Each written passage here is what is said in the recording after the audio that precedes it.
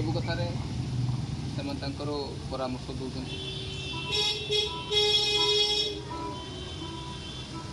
ତ ବାକି ରହିଲେ ଯାହା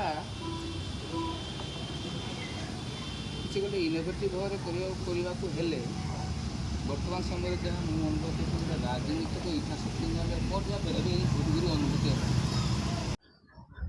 ଆଉ ଦିନେ କେଇଟା ପରେ এই জুলাই মাস 14 তারিখ ସୌମ୍ୟଶ୍ରୀ ବିଶି ଯିଏକି ଅଗ୍ନିକନ୍ୟା ଯିଏ ନ୍ୟାୟ ପାଇଁ ଲଢ଼େଇ କରି ଅଗ୍ନିରେ ଝାସ ଦେଇଥିଲେ ତାଙ୍କର ଆସୁଛି ପ୍ରଥମ ଶ୍ରାଦ୍ଧ ବାର୍ଷିକୀ। এই ଶ୍ରାଦ୍ଧ ବାର୍ଷିକୀ ଅବସରରେ ଯେଉଁ କାର୍ଯ୍ୟକ୍ରମ ଏଠି ଅନୁଷ୍ଠିତ ହେବ ତାଙ୍କ ପୈତୃକ ବାସଭବନ ଭୋଗରାଇ ବ୍ଲକ ଅନ୍ତର୍ଗତ ପଳାଶିଆ ଗ୍ରାମରେ ତାଙ୍କ ବାସଭବନରେ ଆଜି ପହଞ୍ଚିଛୁ। ଆଜି ପ୍ରସ୍ତୁତି ବୈଠକ ହେଉଥିଲା। ପ୍ରସ୍ତୁତି ବୈଠକରେ ଥିଲେ ବିଭିନ୍ନ ମାନ୍ୟଗଣ୍ୟ ଅତିଥି ଏବଂ ଯେଉଁ ସ୍ମୃତି କମିଟିର କର୍ମକର୍ତ୍ତାମାନେ। ତେଣୁ ମୁଁ ସିଧାସଳଖ ପ୍ରତିକ୍ରିୟା ନେବା ପାଇଁ ଚାହିଁବି ଯେଉଁ ସୌମ୍ୟଶ୍ରୀ ବିଶି ସ୍ମୃତି କମିଟିର ଯିଏ ଚେୟାରମ୍ୟାନ୍ ଅଛନ୍ତି ବା ଅଧ୍ୟକ୍ଷ ଅଛନ୍ତି ସେ ଆଉ କେହି ନୁହନ୍ତି ଆମର ପଞ୍ଚାୟତ ସମିତି ଅଧ୍ୟକ୍ଷ ପ୍ରବୀର କୁମାର ଗିରି। ତାଙ୍କୁ ସିଧାସଳଖ ପ୍ରତିକ୍ରିୟା ନେବା ଯେ ଆସନ୍ତା 14 ତାରିଖ କେମିତି କାର୍ଯ୍ୟକ୍ରମ ସାଫଲ୍ୟମଣ୍ଡିତ ହେବ ଏବଂ କେମିତି ଏ କାର୍ଯ୍ୟକ୍ରମ ସମସ୍ତେ ତାଙ୍କ ଜାଣିପାରିବେ ଅବଗତ ହେଇପାରିବେ ଏ କାର୍ଯ୍ୟକ୍ରମର କ'ଣ ରହିଛି ରୂପରେଖ ତାଙ୍କର ସିଧାସଳଖ ପ୍ରତିକ୍ରିୟା ନେବା।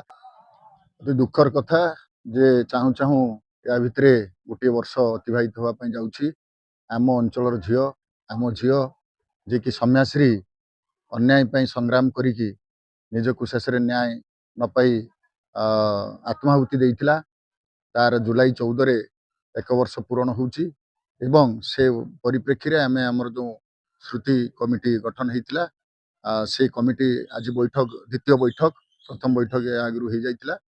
ତେଣୁ ଆମର ନିଷ୍ପତ୍ତି ହେଇଛି ଯେ ଆମେ ସମସ୍ତ ପ୍ରକାର ବିଭିନ୍ନ ରାଜନୈତିକ ଦଳର ନେତୃତ୍ୱ ଏବଂ ସମାଜସେବୀ ଏବଂ ଶିକ୍ଷାବିତ୍ ସମସ୍ତଙ୍କୁ ଆହ୍ୱାନ କରାଯାଉଛି ତଥା ଆମେ ସେ ଦିନର ରୂପରେଖ ରଖିଛୁ ଯେ ସର୍ବପ୍ରଥମେ ଆମେ ଚାରା ବଣ୍ଟନ କରିବୁ, ବୃକ୍ଷରୋପଣ କରିବୁ ଏବଂ ବ୍ଲଡ୍ ଡୋନେସନ୍ କ୍ୟାମ୍ପ ହେବ ତଥା ଆମର ଏଠି ସ୍ମୃତିଚାରଣ ସଭା ଅନୁଷ୍ଠିତ ହେବ ଏବଂ ଯେଉଁ ତାଙ୍କର ସ୍ମରଣିକା ଉନ୍ମୋଚନ ମଧ୍ୟ ହେବ।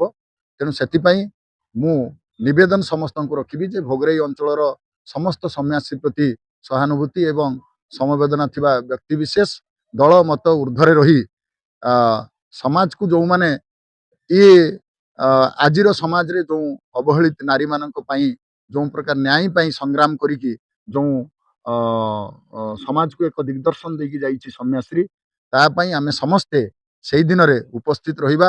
ଆମେ ସାରା ରାଜ୍ୟର ଆମର ବିଭିନ୍ନ ସରକାରୀ ଦଳ, ବିରୋଧୀ ଦଳ ଏବଂ ଅନ୍ୟ ସମସ୍ତ ରାଜନୈତିକ ଦଳର ନେତୃବୃନ୍ଦ ତଥା ସମାଜସେବୀ ଶିକ୍ଷାବିତ୍ ସମସ୍ତଙ୍କୁ ନିବେଦନ କରିବି ଯେ ସୌମ୍ୟାଶ୍ରୀ ପାଇଁ ଆମେ ଆସିବା ଏବଂ ତା ସ୍ମୃତିଚାରଣରେ ଭାଗ ନେବା ଏବଂ ତାର ପରିବାର ବର୍ଗକୁ ନିଶ୍ଚିତ ଭାବରେ ଆମେ ସମବେଦନା ଜଣାଇବା ସହିତ ତା ପ୍ରତି ଶ୍ରଦ୍ଧାଞ୍ଜଳି ଦେବା ଏବଂ ତାର ଯେଉଁ ସମାଜ ପ୍ରତି ଯେଉଁ ଉଦାହରଣ ସୃଷ୍ଟି କରିଛି ତା ପ୍ରତି ନିଶ୍ଚିତ ଭାବରେ ସମବେଦନା ସୃଷ୍ଟି କରିବା। ଧନ୍ୟବାଦ। ନିଶ୍ଚିତ ଭାବରେ ଯେଉଁ କଥା କହୁଥିଲେ ସ୍ମୃତି କମିଟିର ଅଧ୍ୟକ୍ଷ ବିଭିନ୍ନ ଲୋକ ବିଭିନ୍ନ କୋଣ ଅନୁକୋଣରୁ ଆସିବେ ଓଡ଼ିଶାର। ତେଣୁ କେବଳ ସ୍ମୃତି କମିଟି ନୁହେଁ ସୌମ୍ୟଶ୍ରୀ ବିଶିଙ୍କର ଯେଉଁ ପିତା ଯିଏକି ବଳରାମ ବିଶି ସିଏ ମଧ୍ୟ ବିଭିନ୍ନ ଜାଗାରୁ ଓଡ଼ିଶାର କୋଣ ଅନୁକୋଣରୁ ବିଭିନ୍ନ ଅତିଥିମାନଙ୍କୁ ଡାକିଛନ୍ତି। ସେଦିନ ସେମାନଙ୍କର ବାର୍ତ୍ତା ମଧ୍ୟ ପଠେଇଛନ୍ତି। ତେଣୁ ତାଙ୍କର କ'ଣ ମନର ଅଛି ସେଇ କାର୍ଯ୍ୟକ୍ରମ କେମିତି ହେବ ସେ ତାଙ୍କୁ ପଚାରିବା ସିଧାସଳଖ ବଳରାମ ବିଶିଙ୍କ ପ୍ରତିକ୍ରିୟା ନେବା। କ'ଣ କହିବେ ସୌମ୍ୟଶ୍ରୀ ବିଶି ଆପଣଙ୍କର ଝିଅ ଅଗ୍ନିକନ୍ୟା ଯାହାକୁ ଓଡ଼ିଶା ଆଜି ଆଖ୍ୟା ଦେଇଛି, କ'ଣ କହିବେ ତାଙ୍କର ଯେଉଁ ପ୍ରଥମ ଶ୍ରାଦ୍ଧ ବାର୍ଷିକୀ କେମିତି ପାଳନ ହେବ? ନମସ୍କାର। ସମଗ୍ର ଓଡ଼ିଶାବାସୀ ଭୋଗରାଇବାସୀ ସମସ୍ତଙ୍କୁ ମୁଁ ମୋ ଝିଅ ପ୍ରତି ସମବେଦନା କରୁଥିବାରୁ ସମସ୍ତଙ୍କ ପାଖରେ ମୁଁ କୃତଜ୍ଞତା ଜ୍ଞାପନ କରୁଛି। ତ ଆମର ସ୍ମୃତି କମିଟିର ନିଷ୍ପତ୍ତି ଅନୁସାରେ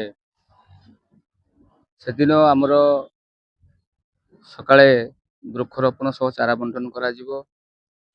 ତାପରେ ସ୍ଥାନୀୟ ମହିଳା ଉଚ୍ଚ ମାଧ୍ୟମିକ ବିଦ୍ୟାଳୟ ଭୋଗରାଇ ପରିସରରେ ସୌମ୍ୟଶ୍ରୀର ସ୍ମୃତି ଉଦ୍ଦେଶ୍ୟରେ ଏକ ରକ୍ତଦାନ ଶିବିର ମଧ୍ୟ ଆୟୋଜନ କରାଯାଇଛି।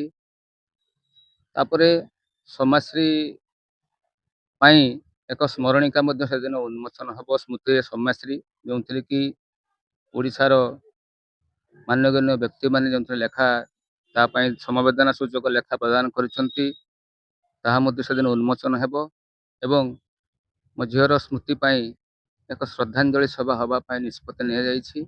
ମୁଁ ସମସ୍ତଙ୍କୁ ନିବେଦନ କରିବି, ସମସ୍ତେ 14/7/2026 ଜୁଲାଇ 14 ତାରିଖ ଦିନ ଆସି ସକାଳେ ଆସି ଏ କାର୍ଯ୍ୟକ୍ରମରେ ସମସ୍ତେ ଯୋଗ ଦେବେ। ତା ଶ୍ରଦ୍ଧାଞ୍ଜଳି ସଭାରେ ଯୋଗ ଦେବା ସହ ରକ୍ତଦାନ ଶିବିରରେ ବହୁ ସଂଖ୍ୟାରେ ଆସି ରକ୍ତଦାନ କରି ରକ୍ତଦାନ ମହତଦାନ ପୁଣ୍ୟକର୍ମ ଏ କର୍ମକୁ ଆପଣେଇ ନେବା ସହ ସମସ୍ତେ ଆସି ଯେଉଁମାନେ ରକ୍ତ ଦେବାକୁ ଚାହୁଁଛନ୍ତି ସେମାନେ ଆସି ରକ୍ତଦାନ କରିବାକୁ ନିବେଦନ ରଖୁଛି ଏବଂ ଶ୍ରଦ୍ଧାଞ୍ଜଳି ସଭାରେ ଉପସ୍ଥିତ ରହିବା ପାଇଁ କି ଦଳମତ ନିର୍ବିଶେଷରେ ସମସ୍ତଙ୍କୁ ମୁଁ ନିବେଦନ ରଖୁଛି। ନିଶ୍ଚିତ ଭାବରେ ଅଗ୍ନିକନ୍ୟା କହିବା ଯିଏକି ତାର ଦାବି ପାଇଁ ତାର ହକ୍ ପାଇଁ ଯିଏ ଶହୀଦ ହେଇଯାଇଥିଲା ତାର ଯୋଉ ଏଇ ସ୍ମୃତି ସଭା ସେଦିନ ପାଳନ ହବ ପ୍ରଥମ ଶ୍ରାଦ୍ଧ ବାର୍ଷିକୀ। ଏହି ଶ୍ରାଦ୍ଧ ବାର୍ଷିକୀ ଏବଂ ସ୍ମୃତି ସଭା ଏମିତି ସବୁଦିନ ଚାଲିବ, ଯାହାକି ପ୍ରତ୍ୟେକ ବର୍ଷ ଏହି ଦିନରେ ତାକୁ କେବଳ ଭୋଗରାଇବାସୀ ନୁହନ୍ତି ସମଗ୍ର ଓଡ଼ିଶାବାସୀ ମନେ ପକେଇବେ ଏବଂ ତାଙ୍କର କାର୍ଯ୍ୟକ୍ରମ ନିଶ୍ଚିତ ଭାବରେ ସଫଳ ହବ, ଏଥିରେ ତିଳେ ମାତ୍ର ସନ୍ଦେହ ନାହିଁ। ବାଲେଶ୍ୱର ଜିଲ୍ଲା ଭୋଗରାଇରୁ କ୍ୟାମେରା ପର୍ସନ ଶୁଭମଙ୍କ ସହିତ ସ୍ୱରିତ ସପନ ପଣ୍ଡା, ଜିଟିଭି ଓଡ଼ିଆ।